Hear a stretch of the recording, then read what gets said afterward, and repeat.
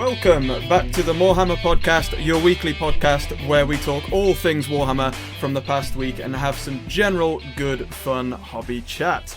This week we talk all things Warhammer Age of Sigmar 4th edition, reacting to the teaser trailer, and we discuss what changes we'd like to see most in 4th edition. I am one of your hosts, wargamingluke, and as always, joining me, I have in the top right there, Simon, aka Hobby Waffle. How are we doing, Simon? Yeah, good, thank you. Hello, everyone. Good. And then, of course, we have Ben, 90% Geek, in the bottom right there. How are we doing? I'm not too bad. Good evening, everyone. Good. And for the first time, our first guest on the podcast. So we're really pleased to be joined by Tom, or aka Tabletop Tom. How are we doing, Tom? I'm doing well, thanks. Hi, everyone. Thanks for having me. Yeah, no problem at all, mate. First guest ever. Awesome. I know, that's great. Yeah, what an honor. Yeah, looking forward to getting another perspective on everything we chat about. That'll be really good. But Tom, what we have said, but us three have already done it on our first podcast. Yeah. But any new guests that we're going to ever have on, we want to ask them a new question, effectively, to welcome them. A bit of an icebreaker, I suppose. And that is, if you could only pick one kit or box to take with you on a desert island, if you were deserted, what would it be? So it's a really hard one, but I would probably take Fulgrim Transfigured. I absolutely adore that model. I think if you're on a desert island, you're going to have enough time to play about with it. And I think I need something I can spend a lot of time looking at. Clearly, I'm not getting many games in if I'm on my own. And yeah, I just want to own that model, but I just haven't got the time to sit down with it. So I'd go with that one, I think. Nice. All right. Good choice, mate. Good choice. Oh, guys, I've got to confess here as well. I know we've made our choices, right? Are they solidified, or am I allowed to make a change? I plead guilty to the guys. Am I able to alter? Or do we have to stick by it? Guest, you can change your answer. That's a good idea. I like that. The only reason I say is because I gave mine first in the first episode, and Ben came up with such a good one that made so much more sense for a deserted island. And ever since, I've been like, now there is something I'd much rather pick. So if I'm allowed to change, I thought about this. Did you just say what your first one was? Yeah. My first one was just my favourite set, which was Mordheim, wasn't it? No. Morehammer is what I would change it to, though, Simon. So no, that's fine. That is definitely what I said in the first episode. We don't need to change it. It was Battle for Skull Pass. That's what I was trying to think of. Sorry. I would change to Mordheim purely because then you could do some solo gaming as well, because you're on a deserted island by yourself. Yeah, there's a couple of nice Battle for Skull Pass on eBay at the minute, by the way. Yeah, do we need to ask how much? Yeah. Oh, yeah. Yeah, we'll have to come back to that another day. I think that maybe I'll have to bring that one up. We'll see. But yeah, thanks for that, Tom. Good to have another one in the bag there. Just before we do get into what everybody's kind of been up to in the last week hobby wise, just a bit of housekeeping. Obviously, we're on YouTube now. We're in the 3rd episode this week for if you want video and audio. But if you wanted to go over, guys, please do check out our Spotify. The links will be below. And sign up to that. Follow us over there. Big us up over there. And hopefully we'll get the views up over on Spotify as well, because the algorithm's actually better over there, believe it or not, as well. So if you get more people on there, it soon starts to flow. So please do join us over there as well, guys. Otherwise, as well, the Discord channel of Tom's now in there as well. Maybe you can post some of his hobby stuff in there over the next few weeks. That would be pretty cool. And of course, all the rest of us are in there as well. Join us for hobby chat over there. We've got March from a Crag going on this month. So if you guys want to get involved with that, post your kind of pics of what you've been working on over there, please do.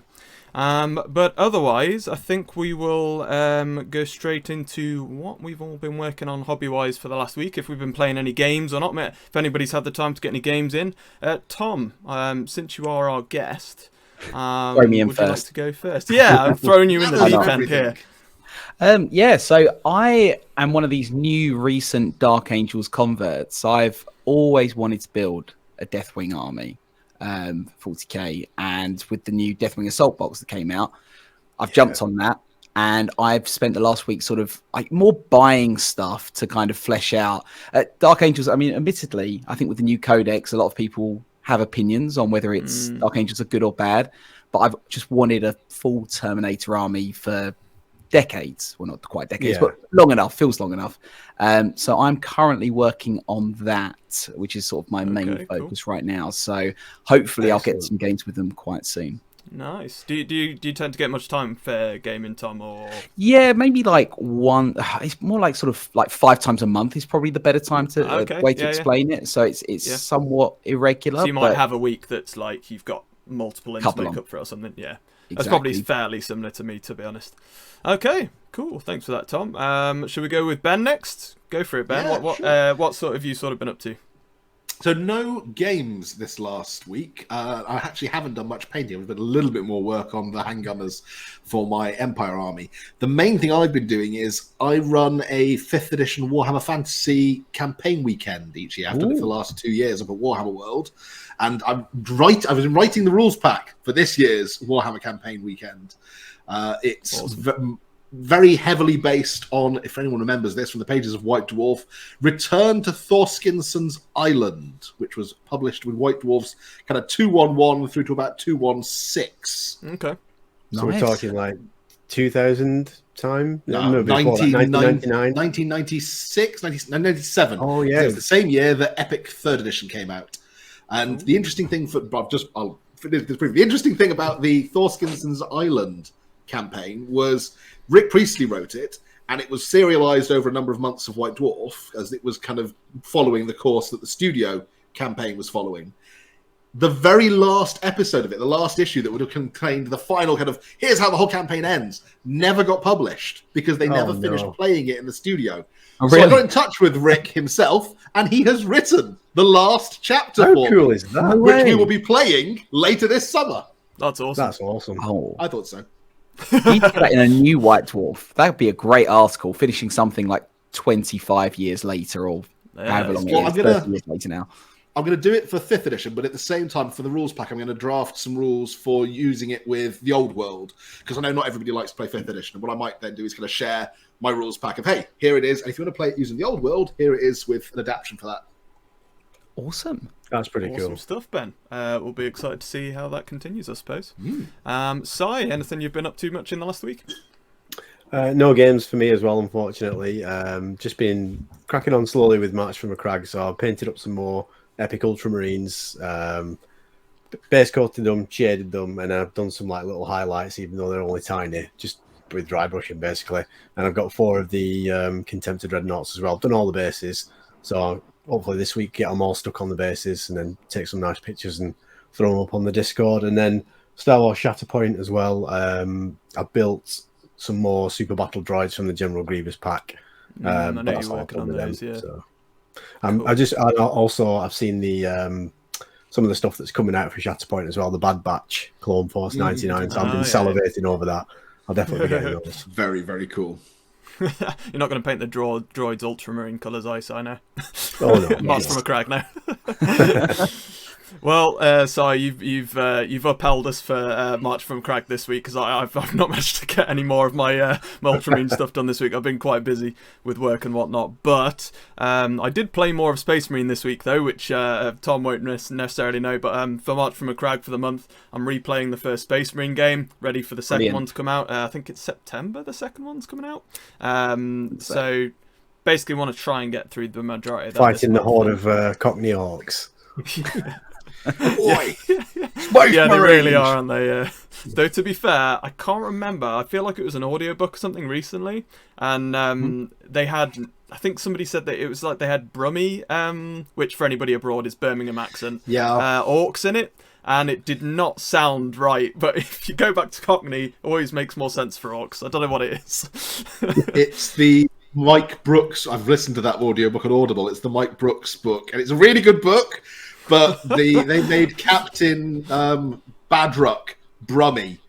Oh no, he's a pirate. That's what I know. It is, yeah. But it's not. It's specifically the Flash Gits in particular who are Brummie. Like, the Bad Moons aren't.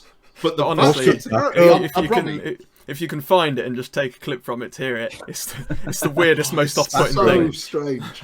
Heresy. Yeah.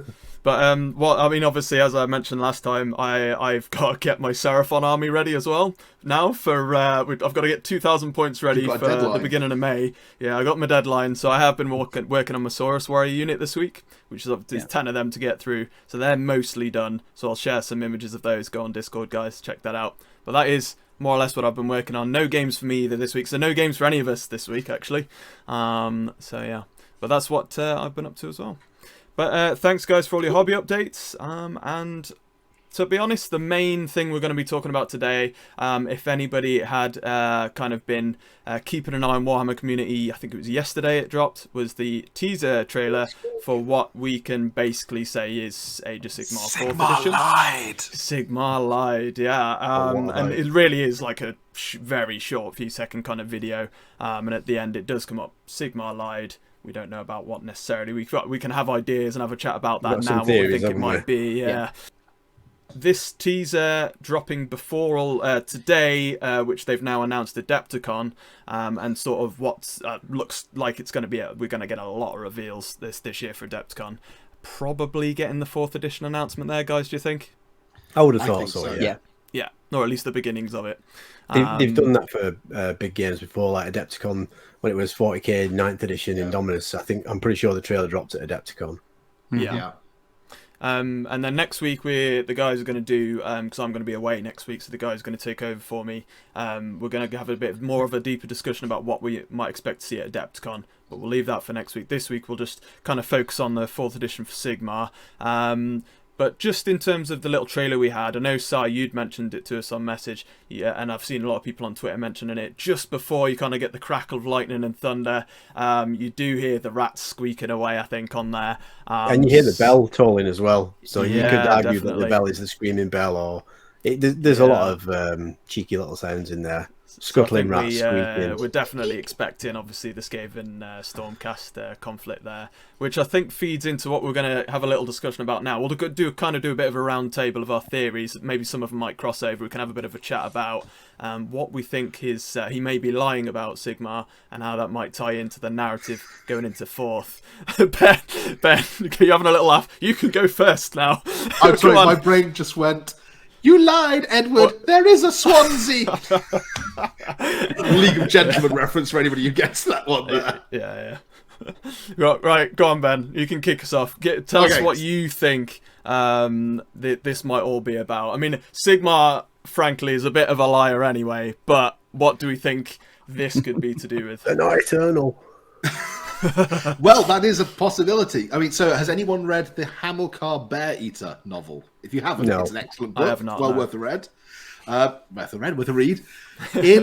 Briefly, spoiler alert for anyone who hasn't read it yet. In Hamilcar, he for a period of time loses his immortality because a Skaven Warpseer, who is heavily implied to be Ikit Claw, having made the transition from the old world to the new world, steals his ability to kind of the Stormhost regeneration thing. I have seen this, yeah. Right. And I'm wondering if that's because the Skaven and the Stormcast tie-in. It's an excellent book. It would be a lovely idea to kind of tie those two elements together. Maybe the Skaven have discovered a way to strip Stormcast of their ability to regenerate. They managed to merge like the warp lightning with the reforging process, and can you imagine that, an endless supply of Skaven?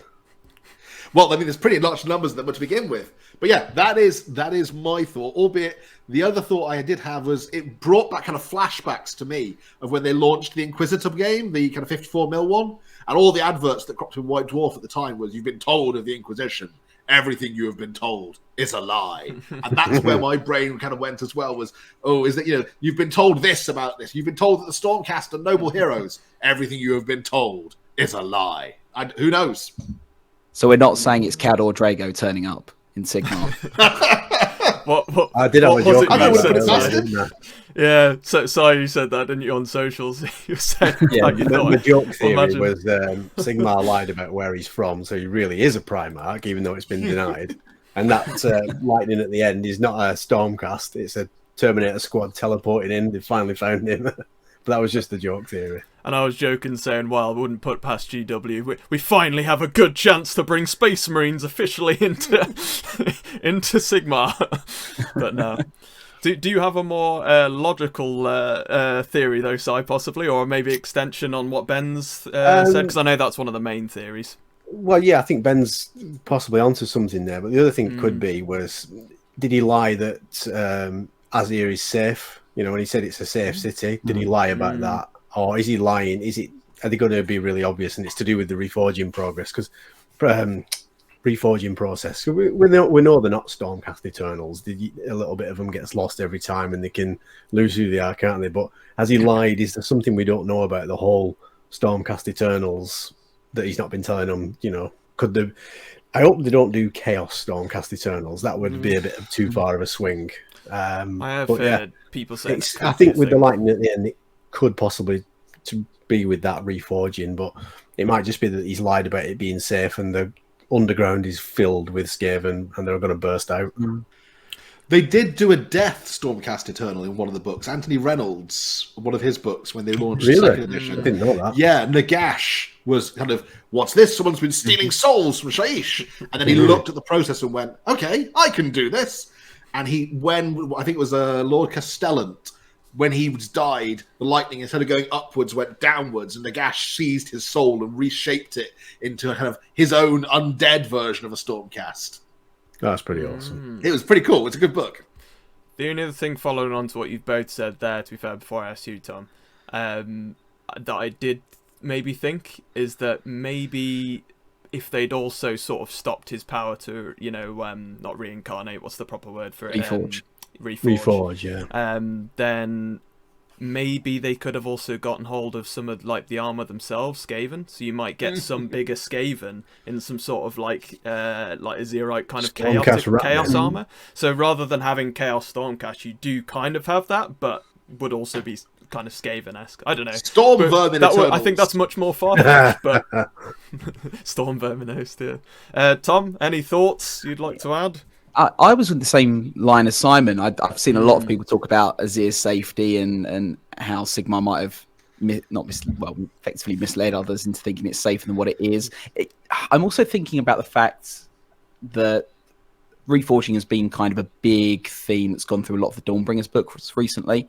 So Cryptborn and Vandus, I think it was in the third book, The Lost Hunt, there was a lot kind of foreshadowing that Cryptborn's thinking about how to solve reforging. And it seems to be coming to a head. And we know as well there's going to be new Liberator models at some point because they were in the Realms of Ruin games. So maybe we are going to have a sort of improved reforging process that kind of creates a new form of the Stormcast that are more perfected. I don't want to use the word primericized, but maybe that is possibly... It's a very GW thing to do as well, to create a new level of something. They do it with Marines, don't they? You've got Primaris Marines. That's probably a pretty good shout, Tom, to be fair. And then it allows... I always think with the narrative stuff, you always also have to think like GW, as in like, how can we get a new line of minis out? And usually that can kind of help you get on the right track. Stormcast in mega armor in kind of exosuits. Well, you say that I can't remember the name of it, but some people were talking about a new sort of berserk style chamber that's more melee focused. So we could see some real sort of heavy, brutish Stormcast coming out. Well, they haven't opened all the Stormcast chambers yet, have they? So we know that there are still unopened chambers. This is the thing, isn't it? Each time you get a new edition, there's a new chamber usually opened. I did see some people also on the Twitterverse also saying about how his lie could also be lying about a Storm Vault that or a chamber that the Skaven have discovered. That would be cool. Oh, and they've accessed it and got... Yeah. Sigmar goes to open the door and just rats pour out. Exactly. Which I thought was actually pretty cool as well, just kind of sharing some things from the community that I'd seen. That did kind of get my mind whirring as well. But yeah, any other thoughts, guys? Or I think we've gone to our nth end there, really. But because I think combined, we've kind of come to probably roughly what it's going to be. Probably become something completely different. We're probably well off. But yeah, what we'll move on to now, then, I suppose, is our kind of thoughts on what we'd like to see in 4th edition, since this has kind of spurred the conversation for it. And I think what we're going to do is each of us have hopefully got 2 changes or new things we'd like to see for 4th edition. We may have some crossover, that's fine, because we'll have some discussion with it anyway, so that's completely fine. I will start with one, purely because I think it's quite a big one, and some other people either might have crossover, or you can each kind of have your thoughts on it anyway. So the first one I have written down, and I know it's a very divisive thing with Sigmar, so you probably might know what I'm going to say here. Double turn. And that's the double turns. Yeah. I don't necessarily want to get rid of it. I would rather alter it to make it slightly less ridiculous. And I say this because even the hardiest of Sigmar players that love the double turn, I will play against them. They will be double turned for the entirety of the game, and they will be really, really annoyed, and they will say, I hate this game, all of that sort of stuff. And then a week later, they're like, oh no, I love it. But I think if you kind of tame it a bit, so what I would probably do is maybe make it so that you have like a +1 or something like that. And do it that way, just so it kind of alters the randomness slightly, so that you can come back slightly more rather than just relying on the tie. You've got a little bit of a better chance, and it might just level it out a little bit over that. But I wanted to ask each of you off of that, what's your thought on the double turn? I know maybe you've not all played as much Sigmar as myself. Tom, I'm not sure about you, mate, if you've how much Sigmar. Fair amount, but not as much. Fair amount, but you've got an idea about it. So, Tom, kick us off. What are your thoughts on the double turn? I think it's one of those things where it's a bigger conversation topic than it should be, because it's a thorn in the side. And I think whether there was a mechanism to make it more difficult to double turn, or even if there was a safety feature, like a player could overrule in a double turn situation, like once per game, just to kind of bring it back. I think that's what it is, but it seems as it's still too much of a thorn in the side of a lot of players. So I do agree it should be tweaked, but like you say, maybe not completely removed. I think it is a nice feature for Sigmar. It's very unique to Sigmar, and I agree with people that say we should keep it and not completely scrap it. But like you say, I'd like to see it altered. What about you, Ben? Any? Well, so correct me if I'm wrong. If you get double turned, then the person who's not got the double turn gets like an extra command point or something, don't they, to offset it? I believe so. But if you don't get to go first, then you get 2 command points at the start of your turn, as opposed to your opponent who only gets 1. I think so. I mean, the biggest problem I have with 40k at the moment is, and it's not as bad as it was in previous editions, but command points and stratagems, I sometimes think it's like playing a second game within a game. I don't feel like it's a good... likewise, in Age of Sigmar, I don't feel like that extra command point is a good enough offset to the benefit that you get from going... turn and then turn again. It feels like there ought to be some other consolation to the other opponent player. Like, I don't know, they get +1 to their save or something to represent them, kind of go, go steal ourselves and brace ourselves or something. Yeah. Sai, any extra thoughts on that? Are you kind of along the same lines? Pretty much along the same lines. I think with the double turn thing, I deliberately avoided it for the reasons that it's so polarizing. You're never going to please everybody. There's, a lot of people want to keep it, and there's some people saying get rid of it. I think, like you say, something to tame it a little bit, or just bring it back ever so slightly, make it less of a sting for the other person. But because it's still going to be random. How do you do it? But it's how do you do it that pleases everybody? Yeah. That's the thing. I would just rather alter it slightly so that there's a very small chance that you're going to get double turned every single round of a 5-turn game. Because I've played games like that of Sigmar, and it really puts me off the game and wanting to coming back to play it. Because there's nothing you can do to... I know people say you can kind of prepare for the next turn, whether you've got the first or second, depending on the die roll for the double turn. But if you then go 2 turns down, the game's basically over. I don't think I've... Maybe... And if you're wanting to bring new players into the game, you don't want them to have a bad experience, so... No. Exactly. Maybe the answer is, if you get a double turn, then your opponent gets a double turn the next time round. Yeah. That's not a bad So they automatically get, if they go second that turn, so that you've just been double turned, you know that you're going to have to plan your double turn, realizing that your opponent's going to double turn you back in return. Interesting. Yeah, interesting. I think on all of those, though, that's kind of the key thing. It makes players feel like it's not equal for a short part of the game. And like even that, it's saying that if there's a way that both players feel like they're still part of the game and they're not sitting on the sidelines getting hammered 2 turns in a row, I'm sure they'll just appreciate that. But yeah, it's a hard one to call. Yeah, Cool. Well, I'm glad we had a little chat about that one, because I know for a fact that it's going to be one of the big discussion points for most people about whether they, because most of my friends that I know who have been put off Sigmar, it's because of the double turn. So I figured it's definitely one to bring up to have a chat about at the very least. Si, let's go on to you. What is your first change or new thing that you'd like to bring into 4th edition? So for 4th edition, one of the things I like is what they've done with 40k with Combat Patrol. So something along the same lines for Vanguard, pre-made, balanced, smaller armies, along the lines of Combat Patrol, where if you wanted to just try an army out, you could just buy that box. It's balanced, it's ready to go. Similar rule set, or the same rule set, depending on what they do with both. And you've got that Vanguard, that smaller game. Yeah. Not so much a smaller game, but you know what I mean? It's similar to Combat Patrol. And plus, for new players as well, if they wanted to try a certain faction, they could pick up the Vanguard box. They've got the balance list ready to go. Give it a try. If they don't like it, fair enough. But if they do, they can then expand from there into a full army. So something along the lines of Combat Patrol, but for Age of Sigmar 4th edition, I think it'd be ideal for Vanguard. And then the other one was something to do with terrain, really. There's so many nice terrain sets for Age of Sigmar. Like with Fantasy, Old World, it's rank and flank, isn't it? You don't have a lot of terrain. You don't want a lot of terrain. No. But for Age of Sigmar, you could argue it's like 40k, the more terrain, the better the game. You don't want to overdo it, but with so many nice terrain kits, I think there just should be some more terrain rules. Not necessarily more complicated rules, but more terrain rules where you get the benefit of using different types of terrain. Just the odd bit of a special rule here and there. So if you're holding a certain piece of terrain, you get a slight benefit from doing that, and you're encouraged to go for that terrain rather than just avoid it or just treat it as any old type of terrain, no matter what it is on the table. Well, I can add to the narrative. Pardon? Sorry, I thought over you. I agree, they're lovely kits. I think that can add to the narrative of the game as well. If it's you're not just fighting over some rocks and some trees, you're fighting over the lost shrine of Bel Sharamoth or something. Yeah, Azerite ruins or something like that. Yeah. Because obviously, so just something like that, just something to just add a little bit of flavour to the terrain. I'd like to see. I like both of those.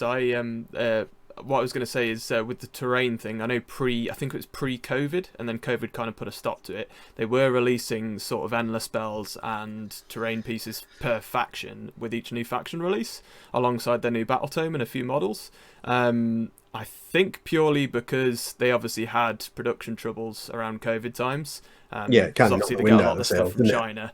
I believe their terrain is also mostly comes from China, so at least around that time it did. I know they've now got new plant over in Nottingham again. They've opened up to satisfy that now post COVID, but definitely pre COVID they were doing a lot of that, and they haven't really brought it back. I've seen a lot of people saying they would like to kind of see the terrain come back per faction sort of thing, and I agree with you. If it could be a bit more narrative as well, I'd be more than up for that. I love the terrain pieces. Yeah, it doesn't have to be too terribly complicated, just a little bit of flavour to encourage people to hold those terrain features or go for a hold. Because I love the engine. If there's an objective in the game, go for it.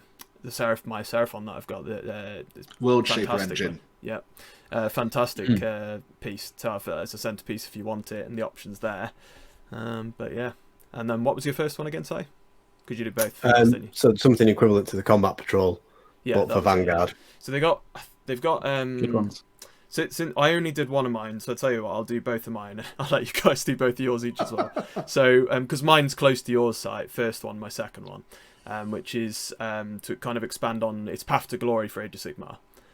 Is kind of their version of like Crusade. Yeah, but it's not as fleshed out as like Crusade now is 40k. And I agree that it would be nice to sort of see it fleshed out. My sort of idea, and it probably wouldn't happen, but I think it would be viable, is to have some sort of subsection for Path to Glory on the Sigmar app, the app builder, where you could actually have like a conquest map. And you could enter it as part of GW's campaign that they're having going on. Oh, so you can see your progress. And you can enter your game's results, whatever, post-proof or whatever you need to do, and then it progresses, and live on the app, around the world, whatever, you can see your faction, how they're doing. I just personally thought it would be kind of a cool thing that they could probably do, to get people engaged on the app. You could probably introduce premium features on there if they wanted to make another book out of it, and combine that with Path to Glory for a new edition. But I don't know what your guys' thoughts are on that. Yeah, it could be cool. Yeah. I mean, you could even have it so that you can almost challenge other gamers around the world. It might not be your people who are in your local gaming group, but your old blood warlord might suddenly decide to go on. They have this particular section of a server or something, and you can go on and log your results on that section of the server, and chat, and hang out, and have a bit of trash talk against like a guy from, I don't know, like Japan or something, who's logging the results for his Ossiarch Bone Reaper kind of army or something, and then something kind of mighty rivalry happens. Even though neither of you play each other, you've got that kind of competitive side of it and community side of it. And alongside with because in 40k codexes you now have like the Crusade rule sections for your army, and you can kind of obviously like upgrade your base. You can like add stuff to all that. You could also, if you've bought the codex on the app, or Battletome in Sigmar's case, you could do all that stuff on the app as well, and that kind of adds the bonuses one for had the a lot of conquest. flavour for Crusade, didn't it? All that sort of stuff, and I think it'd be pretty cool. But I agree. Yeah, I think with those, because they tried that with Leviathan recently, and and way back in the day with, I think it was Medusa 5 for 40k. And I've always wondered, one of the things they always struggle with global campaigns is they make it about one planet for the whole world, and everyone just smashes the results. If you could have a system where like your local club or a region could have like a unique code and you fought over your own planet, and I think there'd be a lot more accountability and probably more realistic. That's a good idea, Tom. I like that little addition. Come together to conquer the sector or something like that. Yeah, GW, we're free if you want this idea. we'll come in. Yeah, wink, wink. Tom, you can give us both of yours. What you'd like to see. Sure, I was leaning with Vanguard earlier because I do think they've really hit it well with Combat Patrol and 40k. So, but one of the things that I also think they've done really well with 40k and 10th edition is the chapter approved mission system. I love that, and I know I'm very loath to suggest that Sigmar should be more like 40k, but I do like the way that those mission cards help to structure games and add more flavor and get you thinking about how to use your army a bit differently. So maybe not the same system, but kind of something in that vein would be really cool. Linking back to Path to Glory. My other one was actually Path to Glory campaigns like we're seeing with Crusade in 40k. Because one of the things I don't like at the moment is how back heavy the campaign books are with editions, or mainly Age of Sigmar. And we've got 5 campaign books, it's like we did for Arcs of Omen in 40k, but it just feels like if they could tell the story more consistently through the next 3 years, I think that would give players a lot more opportunity to jump in, enjoy the story, make the most of all these different systems that Games Workshop creates, and then also maybe to kind of weave the model releases into that. I know the models obviously kind of dictate the release schedule more than anything else, but that's definitely something I want to see. And just a way to structure the games, and you could link it to terrain, how to get people thinking about terrain differently. But that said, they could probably improve on it and do it in a way that is definitely more Age of Sigmar than it is in 40k right now. Yeah. Well, it's kind of funny, isn't it? You get like these new things added into each edition, and then the other game kind of takes from that and improves on it, or just completely scraps it and does a new thing. They just trial and error. So it'll be interesting to see what they do. I don't know about you, Tom, so it's interesting to kind of ask you before we go on to Ben's. Are you more narrative based, match play? What's your kind of?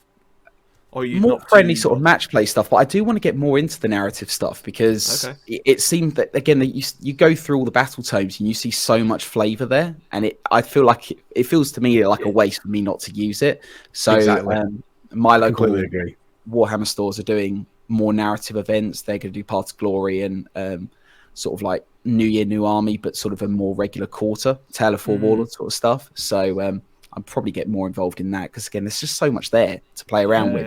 But it feels like it doesn't get the love because it's not the game system that kind of gets sold a lot of the time. Nice. Have you got any Sigmar armies then ready to go into new edition? I've got my Stormcast army, but that might be getting updated because that's got the old style Liberators and things. But I am working on an Uruk Warclans army at the moment, so I've been swayed over by those new Ard boys. and I might get a war coming on. Nice, so you'll all be ready then for the new edition. Hopefully. Hopefully, yeah. Ben, give us your 2 then. Okay, maybe so crossover, may not be. I don't know. You have to surprise us. No, there's no crossover with what's been. There's some awesome suggestions so far, and particularly the mission cards. Just briefly, it's one of the things I love about in multiple versions of 40k. They've had those kind of Tempest of War type cards, and it means that the game you play each time is different to the game before. You're not just playing. I love like fantasy and I love old world, but often it is line up on either side of the board. I don't want to play a complicated mission this week. Just do pitch panel. Yeah, let's just do pitch panel. You line up over there, I'll line up over here, and we'll smash together. You don't get that with the cards. You get kind of, oh yeah, I've got to do this. Oh, I've got to go do that. I've got to go over here now. And I'd love to see something like that for Age of Sigmar. It would be a really simple thing for Games Workshop to do for the next edition. And I agree with you.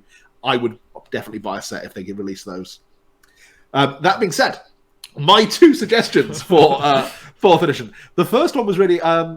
so I've got a whole bunch of different Age of Sigmar armies, and I like the kind of narrative theme you can weave through. Like I've got a Nurgle army, and it's got units of demons, it's got units of mortals, it's got Skaven Clan Pestilence units in there. And I love that you can add those in without having to use kind of your allied portion of the army, because they have that Nurgle keyword, and they have a kind of a shared connection with the Plague God. And likewise, I've got a Sylvaneth army, and I've got some like Dwarven Ironbreakers and stuff that I've converted up with kind of antlers and stuff to make them more kind of woodsy. And I wanted to do it as part of a whole living city army. And I love that you can do that with all the different kind of armies, except for Death, which are all just kind of their own thing. I've got a Nighthaunt army, which is just sat over here being ghosts. I've got a Soulblight army that just kind of sits over here being vampires. And I'd like it if there was the option for more kind of crossover, like if they were to go, oh, you know, this particular vampire order has connections with, you know, the Nighthaunt, and so you can have a detachment of ghosts in your army, or this one, you know, the ones that are the kind of tied to the Queen of Monsters. Imagine if she could have kind of some of Assurance children as part of the detachment, because all kind of the grimmly monstery beasts are welcome. That, I think, would be a really cool kind of extra addition that they could take that would balance the armies out a little bit, because it does feel sometimes like Death is kind of left out on its own a little bit compared to the love that some of the other factions get. Not to cut you up there, Ben, but I was going to say they have, over the last edition or so, really separated Death out. Obviously, you don't really purely have the Legions and Nagash thing now, where you can sort of bring everything together. So I agree. It would be nice to see a bit more crossover to give you the choice at least. And it would give you that kind of more narrative element to it again as well. Like, you know, this is Tempest Sire. They've got, you know, because they're on top of a mountain, they've got loads of Caradon that dock there.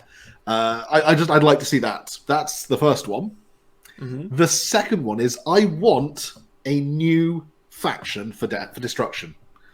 Because you look at the other armies and like Order has a list. You know, I could list it here. They go off the screen. Yeah. I'm sure they probably add another. You know, we're still waiting for them to add like Malekith's Shadow Ulgu elves in there, and we're still waiting for Tyrion's elves to join Teclis's elves. So I'm sure there's yet more elves that come out of the woodwork as well.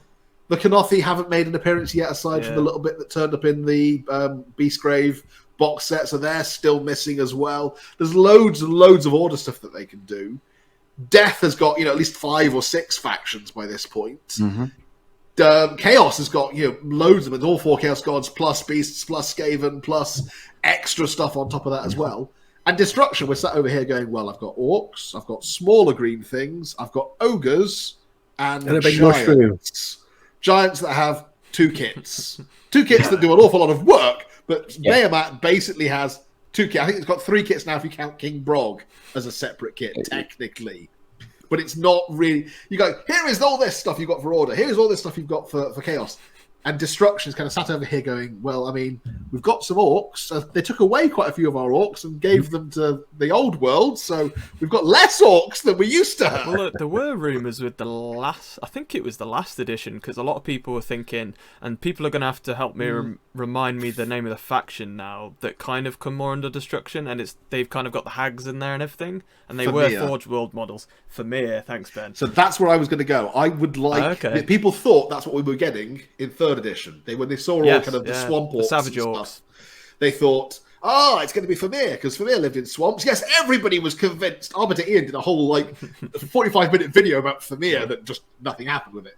But I would like to see Vermeer as a Destruction faction, but I would like to see them in particular as something completely different to what destruction have at the moment. Because a lot of the destruction stuff is, or destruction equals savages.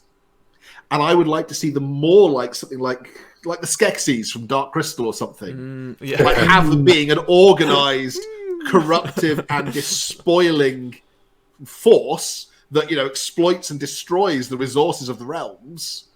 So it's not chaotic, it's not a corruption in that way. It's literally, it's a despoiling and wasting kind of element to it. But have them with like big, you know, huge hulking bodyguards like the beetle things, or have them with all kinds of little kind of weird, kind of twisted creatures that make it up, and give it a wholly new, completely different thing. Like That's what Tyranids of AOS. Yeah, that's it. No, that's it. Yeah, Actually, good that's actually, pretty much yeah. it.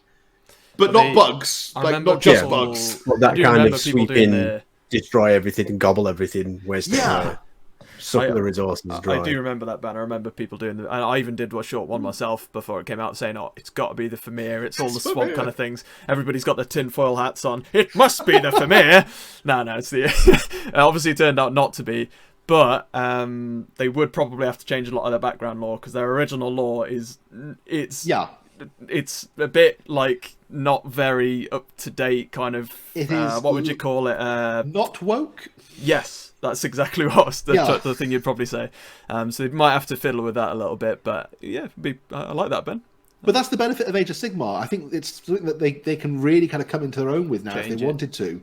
Well, the Age of Sigmar for a long time was kind of just the carry-on from the old world. So a lot of the lore was the same lore you had from the old world. The ogres, we had to kind of make the ogre range from Warhammer from the old world fit in a new way. Yeah. And if you were to do a wholly new army, like they did with Caradons, I mean, Caradons are amazing. They are completely different to anything you've seen in kind of dwarves previously. Yeah. And to have a wholly new army for destruction, I think, would be an ideal opportunity to just do something different. Oh, look, a realm we didn't know about before. You could do it that way. Yeah, they can easily do that sort of stuff, can't they? I'm sure they will at some point. Even if it might be 4th edition, we'll have to see. All right, guys, I think that's all 8, roughly, that we've kind of come up with there. So let us know, guys, if you agree with any of us, if you're along the same sort of lines, in the comments below. I really want to see your thoughts and what your ideas and what you'd like to see changed for 4th edition, or just new things added. Are there any factions that you guys would like to see added in or changed or anything like that? Let us know down below. But what we'll do, we've got our community questions for this week, one of which I asked Tom if he could drop us a topic. He gave us a few options, and I had no choice in this one. Simon and Ben were right onto this one. Yeah. I couldn't have overruled Ben if I tried anyway. No. It was the right choice to make, let's be clear. But I am going to go with first, though, another community question which I had given to me on Reddit, which the username wasn't actually given. So it's just basically, could we ever see Skaven in the Warhammer 40,000 universe? And if so, how would it work? Or I suppose you could say not necessarily Skaven, but, you know, like a similar thing like Rat Men or whatnot. Which I thought... was quite a cool question, and there's a couple of people over there that have been asking similar things. So I thought, what better time than to bring it in on this episode when we're talking about Skaven Stormcast anyway. Could we ever possibly see them within the 40k universe? I've got my thoughts on it, but guys, any thoughts? Who would like to kind of kick us off with I will if you want. Whatnot? Yeah, go on, Si. Well, I think Ratmen in space Skaven, or whatever you want to call them. I think back in the days of Rogue Trader and 2nd edition, you could definitely just drop them right in there. No one would have said a thing, because you had Space Hawks with caps on and sunglasses. You had the squats riding around with sunglasses on, and as Ben pointed out in one of his videos the other day, there was even Space Marines with shades on. That was half Eldar Space Marines. Correct, a half Eldar Space Marine librarian. The law was very fluid back in the day. So you could have just put them straight in, and no one had batted an eyelid. They'd just been like, yay, space rats, we're in. Now, I think if they were going to do it, there'd have to be some sort of law reason why they'd do it, you know, something that the people who have a lawgasm over would accept without question. So you need a good way of doing it. So we were joking today, weren't we, like with the Sigmar teaser? Could it be like Sigmar's say that really again, a prime mate, sorry. mark? We're only joking, but So, if you were sorry. going to bring the Ratman into space, could it be like you could use the HUD, like Ben's just said, you know, and Game Workshop could just say, "Oh, what you on about? That's how you pronounce HUD in Low Gothic. It's rat." So you could bring them in that way, but I don't know how they'd fit them in, how they'd chew on them in. But I have seen some amazing Leagues of Votan conversions with Skaven bits. Somebody's put like Ratman heads on the Leagues of Votan stuff and on the Gene Stealer cults stuff as well. There's some amazing conversions. So if they don't ever bring it in, you've always got that option. You could just have mutants on a Imperial mining world somewhere, get your Gene Stealer cult, stick rat bits on. That's kind of the lore route I was going to go down, is you could maybe go with like the Necromunda route, which ironically, today we did actually have these miniature drops today. You could easily, in the underhives of worlds, have mutated rat men. Rodents of unusual size. Yeah, and you have some cult that rises up, they call themselves rat men, and you've got yourself... You've said, haven't they plan to travel to the other hives in that Palatine sector. So the Hive Secundus and whatever the other one's called nearby, I can't remember from the map. But they could open one of these hives and there's been like some sort of crazy mutation. Rats! And everyone's a rat. Yeah. So you could do it in Necromunda very, very easily, I think. That would be the way I would do it. Any thoughts on that, Tom? Any raise? Yeah, no, I agree. I think it's really spooky that, you know, we've seen this recent Necromunda release, and if that wasn't a clue that rats are on the mind of the Warhammer design team right now, I don't know what it is. They definitely thought, well, let's just plug it in here as well. But yeah, I think with Necromunda, if there was a kind of a cult, because the thing is, I'm thinking about is technically, unless I'm horrendously wrong, you know, you could possibly have some element of the Horned Rat as a deity in 40k because of the crossover between the Chaos Gods and how they work. Although I think there's a more harder barrier in the lore than there used to be back in the day. But, you know, theoretically, if someone kind of created a cult of the rat or whatever you want to call it, that would have an effect in the warp, and then you'd have possibly sort of demonic entities formed from that.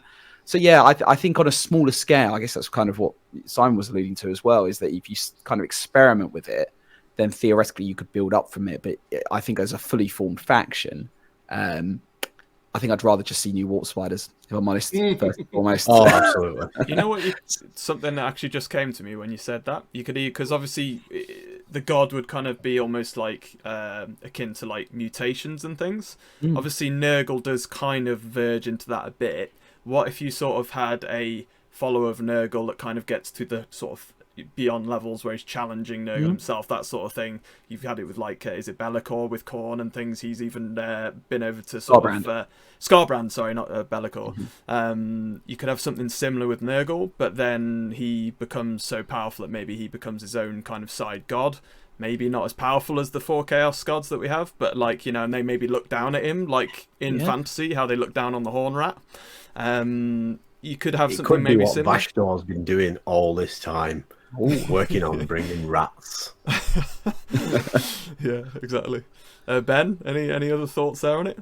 I think you could definitely fit it in lore. I mean, the benefit that the 40k universe has is it's big. The thing about space is, you see, it's big. And I mean, for example, they're easily able to bring the Votan back in by just going, hey, you know, all these squats, it turns out, have been hiding out near the galactic core where, you know, nobody had bothered going because the gravity's weird there.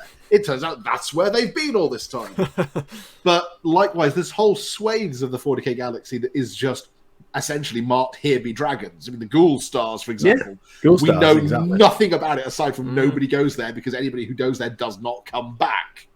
And there's big chunks of the galaxy that they just, in that respect, could have a whole Rangdan as well. Nobody knows what they are. No, exactly. So there's eminently plenty of space within the 40k lore to fit them in. My only question would be is what role would they play in 40k as an army that isn't already filled by one of the others? Because if you want crazy tech stuff, you've got Mechanicus. And orcs, to be honest. At both ends of the scale, you've got kind of the wacky inventions for the orcs and the over-the-top steampunky madness stuff with Mechanicus, which could equally be done by the Dark Mechanicus. Because I imagine it would be more along and the again, lines and of they like fill that Gene Horde Stealer mechanic as well, don't they? The orcs and the Tyranids fill the horde element of gameplay. And if you want kind of ragged hordes, you've got, as Luke just said, Gene Stealer cults as well. So I don't know what kind of gaming need they would fill, aside from us going, oh, hey, look, it's Skaven in space. If they could figure out something that made them, I mean, like Votan have that really cool kind of grudge mechanic and stuff, which is thematic and also is entirely different to anything any other army had. If they could come up with something like that for Space Skaven, brilliant, let's bring them on, let's have rats in space. But until then, I don't know that it's needed beyond, like you guys said, the Necromunda kind of level with presumably some kind of updated version of the rat skin kind of war bands that are perhaps more kind of appropriate. Because I of just one didn't thing, say kill team. Oh, go on. Yeah, kill team. Yeah.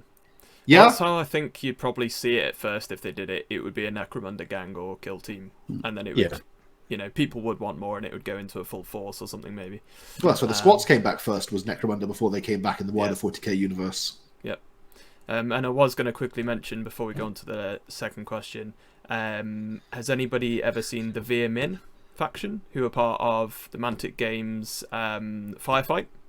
So Mantic Games, obviously, they have a lot of the original rules designers who left kind of Games Workshop, went over to do Firefight, and their universe, obviously very akin to Warhammer, but they do have a rat men faction in their kind of sci-fi universe, and they're called Veer Min, and they are effectively Skaven, but they're in like bright yellow, like I've seen them. kind Yellow. of carapace armor, yeah, and they are sort of like They look very industrial, don't they? yeah, almost actually kind of Gene Stealer cult armor, that kind of look to them, and that's how I'd kind of probably picture them, to be honest, but would be interesting to see. But yeah, let us know in the comments, guys, what you think. How could we see the Skaven or Rat Men appear in the 40k universe? How and why would we want to do that? But yeah, second question though, Tom, do you are you feeling? Would you like to kind of tell us what your idea was for the topic? Yeah, before sure. Ben kind of explodes. I feel called out. No, I'm with you there, Ben. I'm with you there. So, given, I'll take a quick sentence of context where this came from. Obviously, we have seen Warhammer step back into sort of new scales recently with Legions Imperialis and even Aeronautica before that. And one of my first videos I did a while back was, will we ever see the return of Battlefleet Gothic?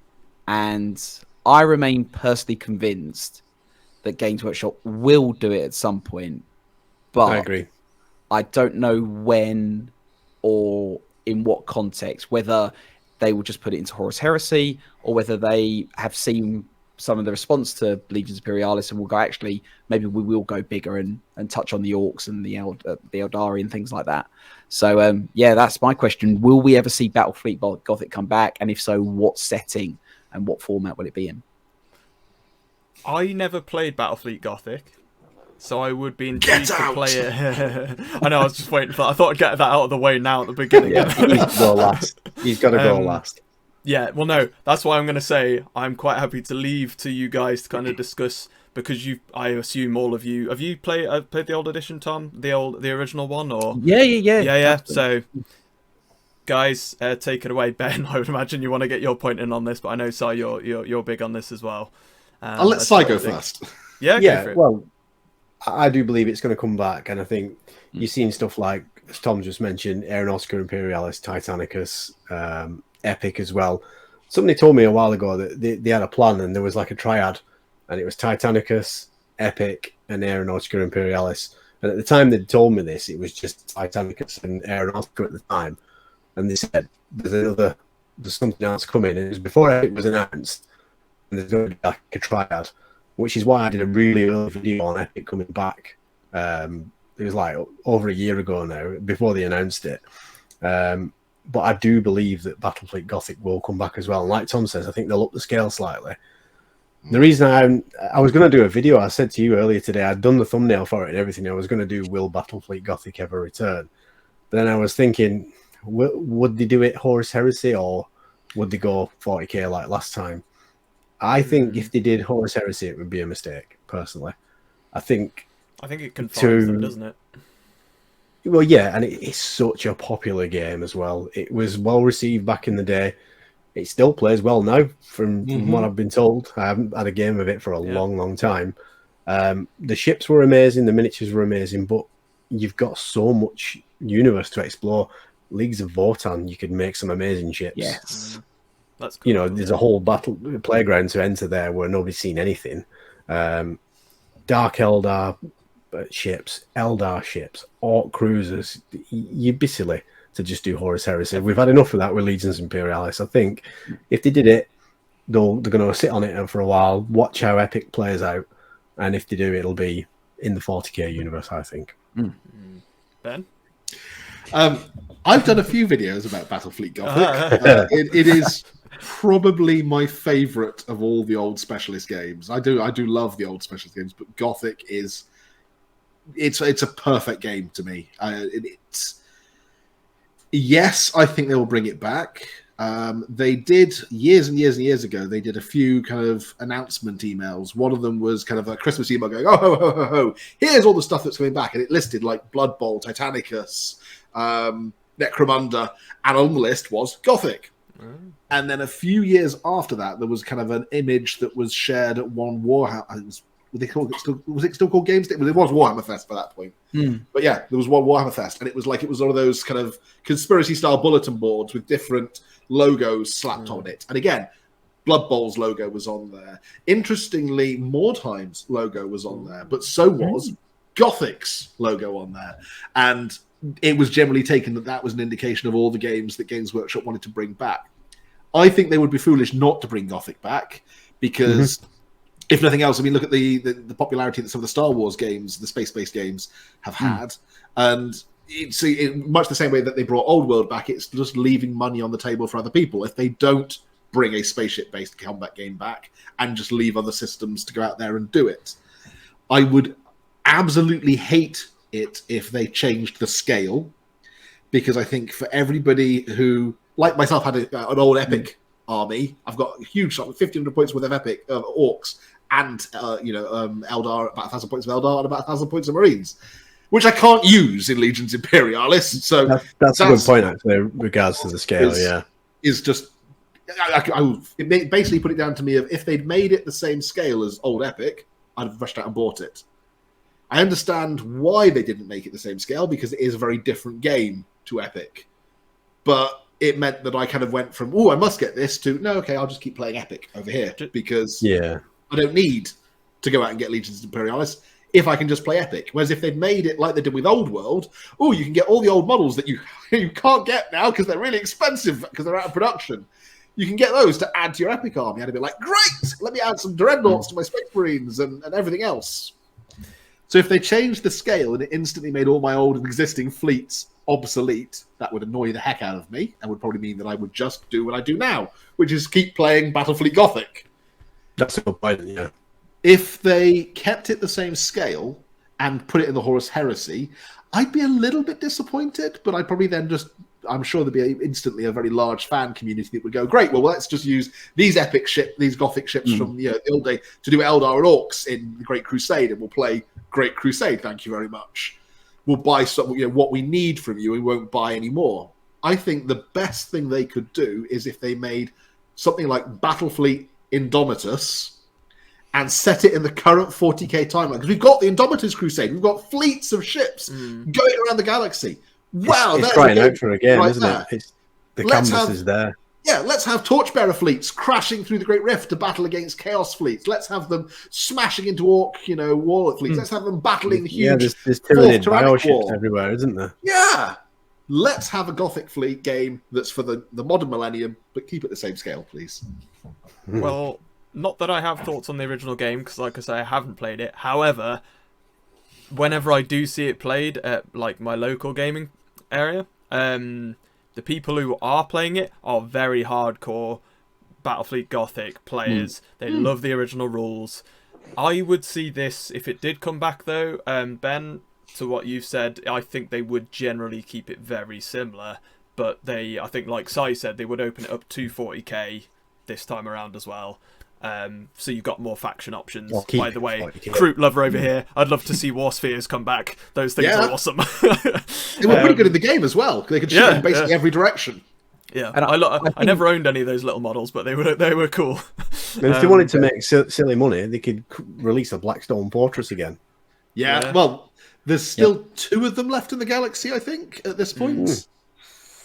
for now. With more to, yeah. For now, yeah. Or they could just find more. I mean, it's a big galaxy. There could be Yeah, more of them. find more. Easily, They could create some like a Star Fort model. You know, every time you read the lore on a certain Space Marine chapter, it's like, oh, Ramillies their Star captain's Fort. home base is the such and such a Star Fort or Star Fortress. You could create all sorts and then fight over it with ships. Wish I had bought the resin Forge World Ramillies Star Fort back in the day. It was like 40 quid. I mean, it was like 20 years ago, but it was 40 quid. They'll do a made to order if they bring it back. That needs to be It won't searched be for 40 quid, though. The next game of how much we need to find one. But yeah, definitely. But yeah, I was just gonna say I can see. Sorry, Tom. I was just gonna say I can see it being more like what they've just done with Old World. They keep it very much the same, so you can use your old models. Because I can just see that whole little cult of players for Gothic being very annoyed otherwise. So I think it might be an idea. And if, like you said, Ben, the system is perfect anyway in a lot of those players' eyes, why not keep it generally the same? But Tom, go on. Sorry. No, I was going to say very quickly on the setting. Actually, what they did with Battlefleet Gothic Armada as a PC game showed how great they can tell a story in the Battlefleet Gothic setting, and that's already got the factions there, Necrons, Tau, a lot of it. So a lot of love there. But also thinking to Simon's point about that kind of triad of games they've created around sort of the Epic system now. You can't put Battlefleet Gothic in that. So I guess Games Workshop would probably... And also you've got the added thing that the Heresy story, although we're going to continue to tell it on the tabletop, the Heresy narrative is now kind of closed, I think, for them. So I can't see them trying to squeeze Battlefleet Gothic into that because it doesn't add a lot. Whereas, like you say, the community is crying out for all of these things we've mentioned. And so I think they'd have to be very stubborn-minded to just go, yeah, but we want it to be a Heresy game. Because I think people definitely know what they want, and I think Games Workshop hears it loud and clear. And we want brute ram ships. That's what we want. I think Ben's point about Torchbearer fleets and the Indomitus fleets and stuff like that. Yeah, the Crusade that Gilliman sent out, all the different fleets.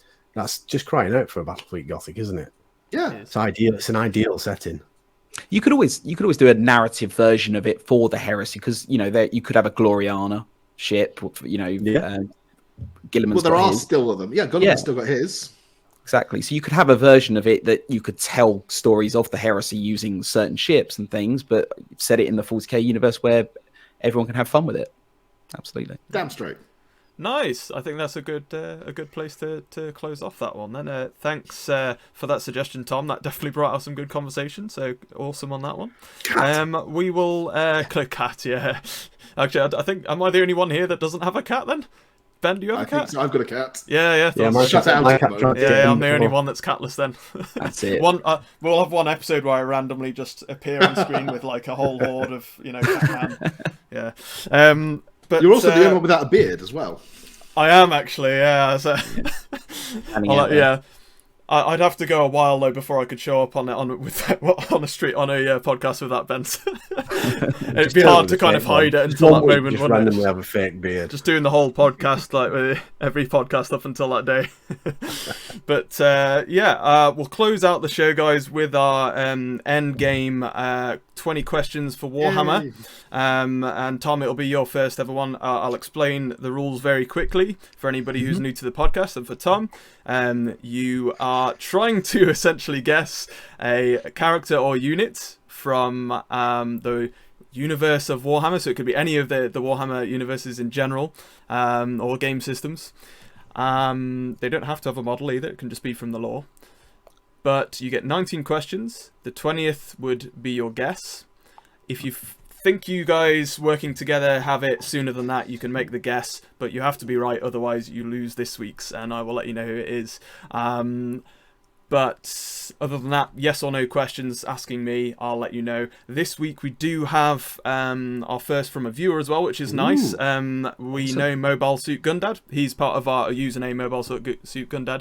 He's cool on our Discord. It is a very cool name. A shout out there. He's given a suggestion in. He says fan of the podcast, and he'd like to see this one given. So Cool. let the questioning begin, guys. No pressure, Tom, but we've not lost one of these yet.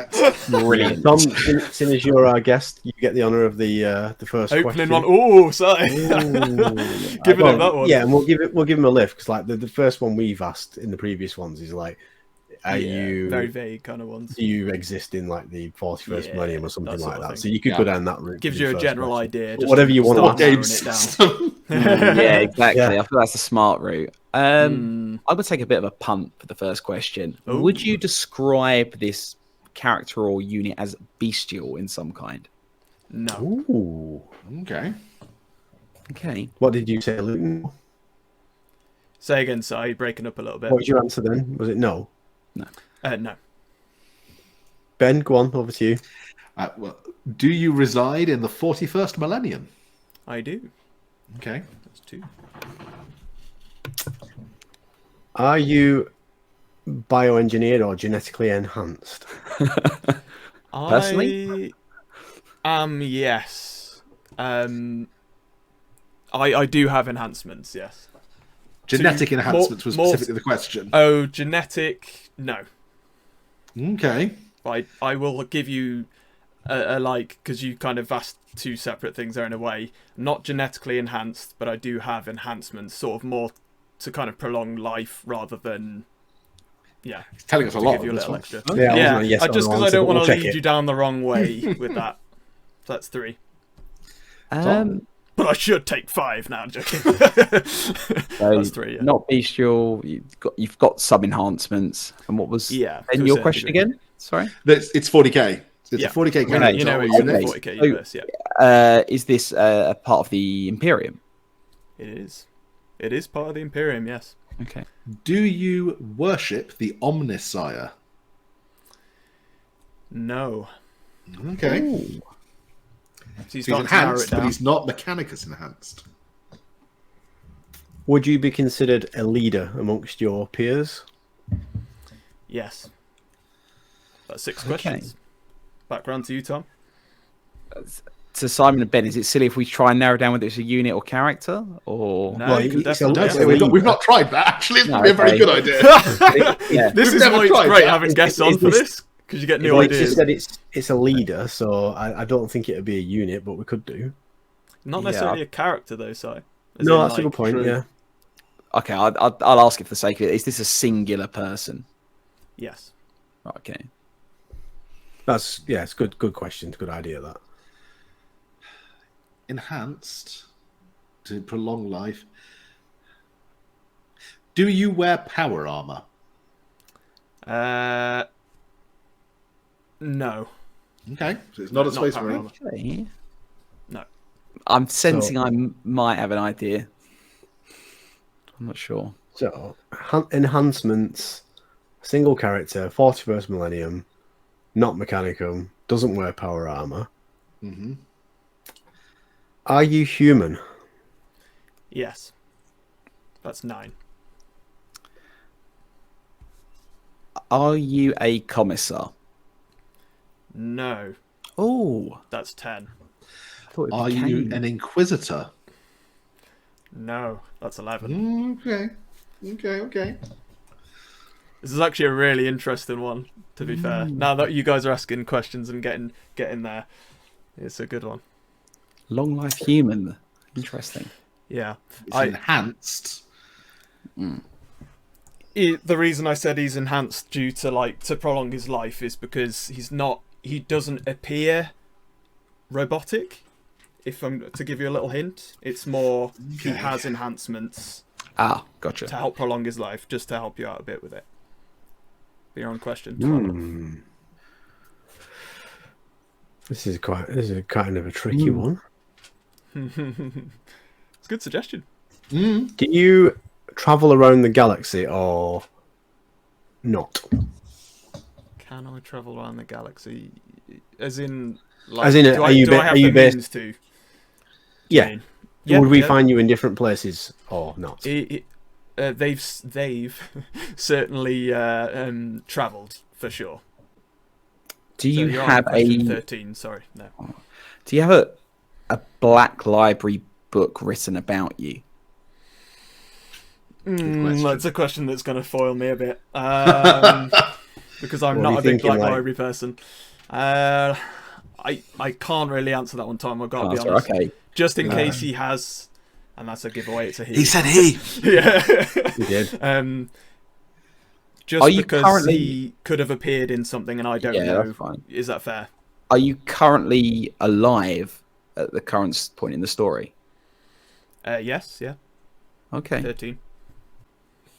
Do you have psychic powers? No. Okay. They're going into the 15th now.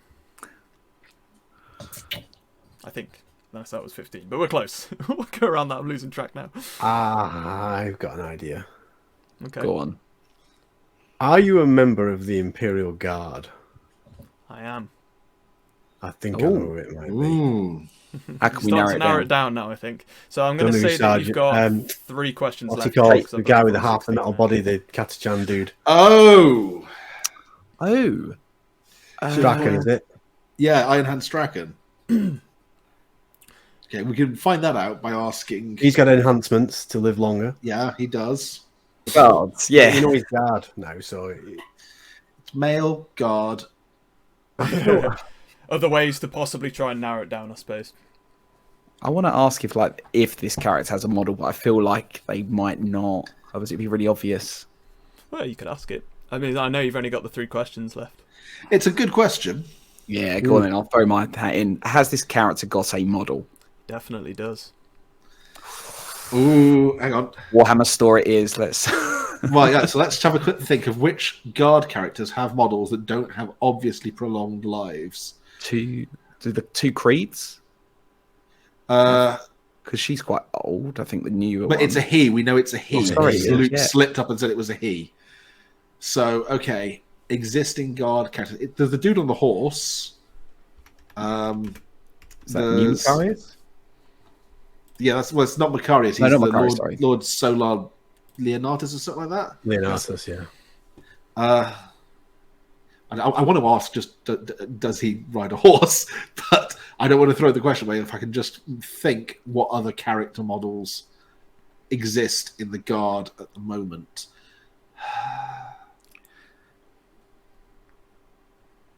There really aren't many that aren't commissars. I mean, Yarrick obviously had a model. Yeah, I thought that might help narrow it down for you in the Imperium, to be honest. Which Yarrick's, I was on the right sort of roads, I suppose. Yarrick's enhancements are definitely obvious as well. Yeah. The dude on the horse does not have obvious enhancements. No, I don't think he's got any that we're aware of either. I'm going to ask, do you ride a horse? I do. Yes. Hey!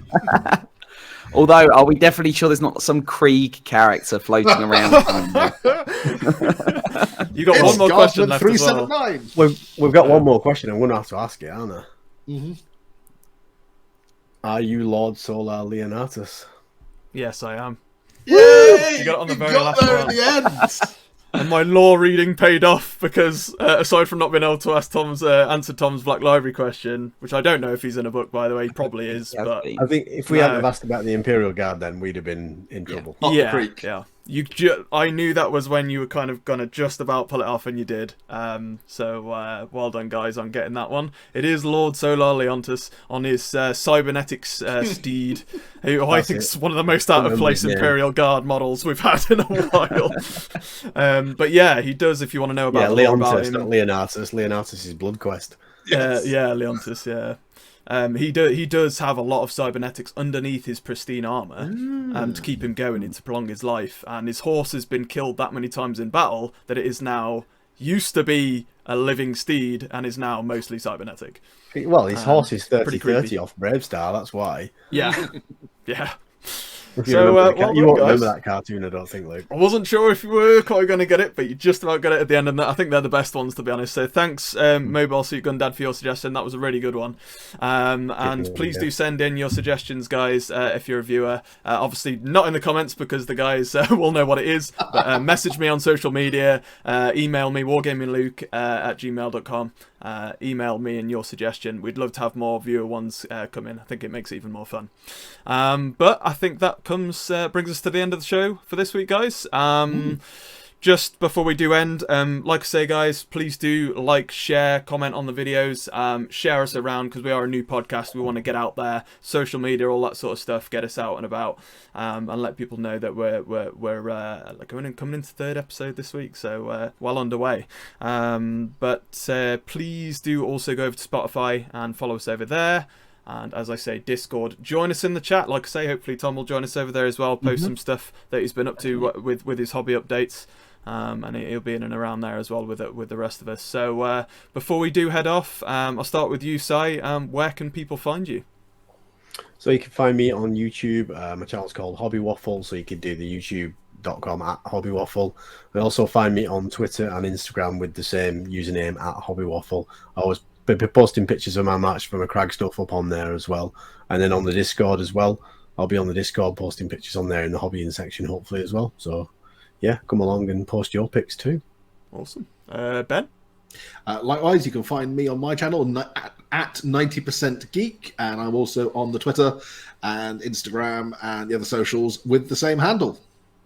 And Blue Sky. And yes, Blue Sky. I should post on Blue Sky more often. That's I think every week now you have to say Blue Sky as well. I love how we all still call it Twitter as well and not X. I know. Yeah, I know. It's as I said in the first episode, I refuse to. Yeah. Tom, mate, thanks so much for joining us. It's been really good to have a guest on this weekend. You've honoured us with your presence as the first guest. Where can people find you, and what's going on over on your channel so people can check you out? Firstly, it's been a pleasure. I'm the honoured one being here tonight, so I really appreciate it. You can find me on Twitter at Tabletop Tom, although admittedly, like Ben, I don't post a lot on this, but on YouTube, Tabletop Tom again, and I will definitely be in your Discord posting about all the AOS 4 stuff we see, hopefully in a couple of weeks' time. Awesome. Cheers for that, mate, and hopefully we'll have you on again, I'm sure. Yeah, great to have you back. Yeah. All right, thanks, guys, and as always, until next week, happy wargaming. Thanks, everyone. Bye, everyone.